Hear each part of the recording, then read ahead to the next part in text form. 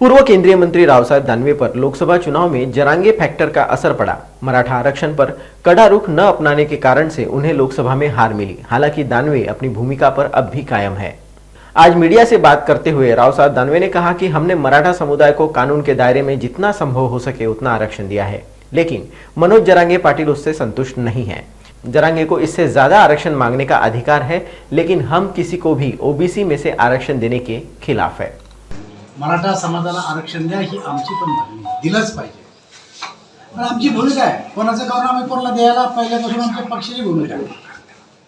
पण त्यांनी 377 खाली जर लोकसभेत मागणी करणार असतील तर मनोज जरांगे पाटील जी मागणी करतात की मराठ्यांना ओबीसीतून आरक्षण द्या, त्या 377च्या पेजवर असं लिहा की मराठा समाजाला ओबीसीतून आरक्षण द्या, तर तुम्ही खरे नसता मतलबी तीच नाही कोणी खासदार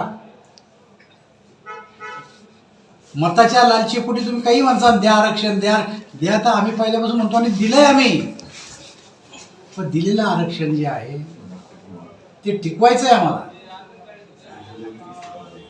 त्यामुळे मी त्यांच्यावर आज नाही बोलणार, मी बोलणार आहे पण अजून नाही। त्यांना आरोप प्रत्यारोप करून त्यांना छेडायचं नाही, मला त्यांना काम करू द्यायचं आहे।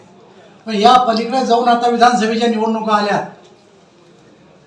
गल्ल्या बोळांना काही ढेकणं फिरू राहिलेत आणि भाषणं काय करू राहिलेत की पुढे तुमचे विकास पुरुष।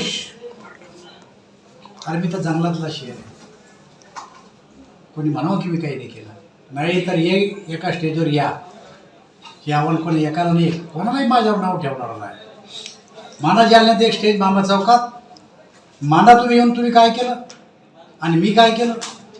जर माझ्यापेक्षा तुम्ही जास्त केलं असेल तर कान धरून पैसे मारेल, पण तुमच्यापेक्षा मी जर जास्त केलं असेल तर कान धरून पैसे तुम्हाला मारावं लागतं।